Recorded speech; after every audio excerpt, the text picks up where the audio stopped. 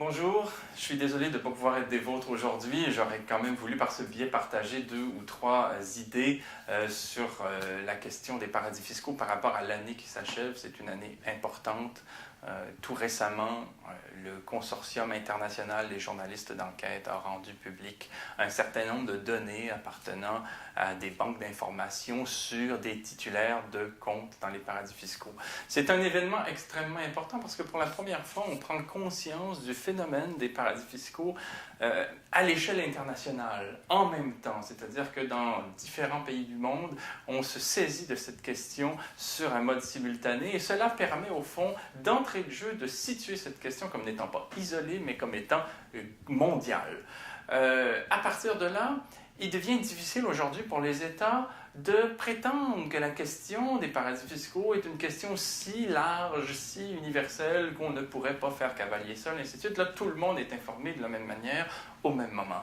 Ce qui est important de relever dans ce contexte-là, c'est à quel point les États ont favorisé le développement des paradis fiscaux dans l'histoire et à quel point encore aujourd'hui ils légalisent un grand nombre de placements de capitaux dans les paradis fiscaux. Cela au profit des détenteurs de fortune, des grandes industries et des banques.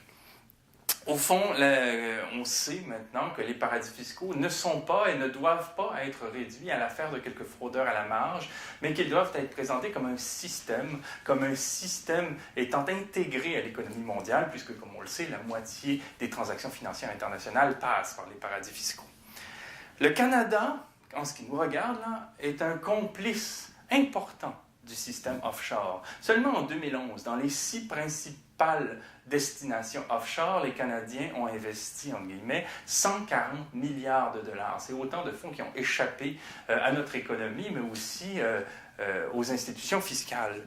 Mais plus avant encore, en 1980, le Canada a signé un accord de non-double imposition avec la Barbade, ce qui permet aux entreprises de chez nous, petites comme grandes, de placer des actifs à la Barbade et de les rapatrier sans payer d'impôts, ou en payant un impôt minimal, là, qui est celui de la Barbade.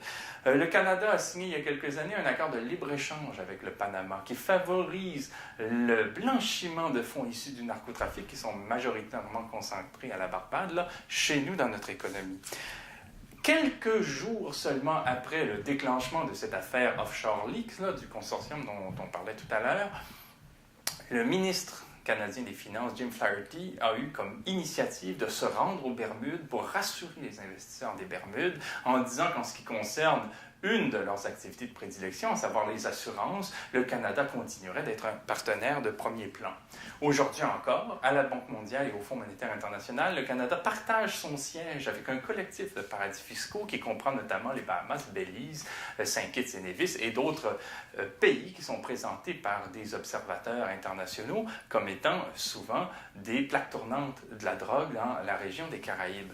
Donc il y a vraiment un lieu de s'inquiéter sur l'intégration du Canada au système des paradis fiscaux. On sait que si on regarde ce qu'annonce un site internet de France, franceoffshore.fr, qui est un site de courtage qui permet à des Français, à des contribuables français de contourner le fisc de France et donc de bénéficier des largesses du système offshore, on sait que cette firme-là présente le Canada comme un des paradis fiscaux où on peut aller pour contourner le fisc étranger. Donc notre pays est vraiment intégré au système des paradis fiscaux et on devrait s'en formaliser. On devrait d'autant plus s'en formaliser qu'à l'intérieur même de sa législation, on assiste à des pôles offshore. Je cite seulement un cas, celui de Halifax. Halifax est une ville qui, depuis quelques années, se spécialise dans la défiscalisation du travail comptable d'arrière-boutique de firmes qui sont elles-mêmes enregistrées dans les paradis fiscaux, notamment les Bermudes. Il y a des firmes bermudiennes qui fonctionnent sous le droit des Bermudes, qui délocalisent leur travail d'arrière-boutique comptable à Halifax parce qu'il en coûte moins cher là-bas, dans ce cadre qui est aménagé, d'embaucher la main-d'œuvre qu'aux Bermudes comme telles. Donc ce sont des points très importants qui doivent s'inscrire dans une logique aussi très large de ce que sont non seulement les paradis fiscaux, mais les autres législations de complaisance, les ports francs, les zones franches, les paradis bancaires, les paradis judiciaires, c'est-à-dire toutes ces législations qui, dans maints secteurs d'activité de la vie sociale, visent à attirer des détenteurs de fortune, des investisseurs qui rencontrent chez eux des contraintes. On est dans cet ordre-là et il est vraiment rassurant de voir que cette année, en 2013, on a posé le débat dans un cadre international pour qu'on puisse se mobiliser à l'échelle internationale. Merci.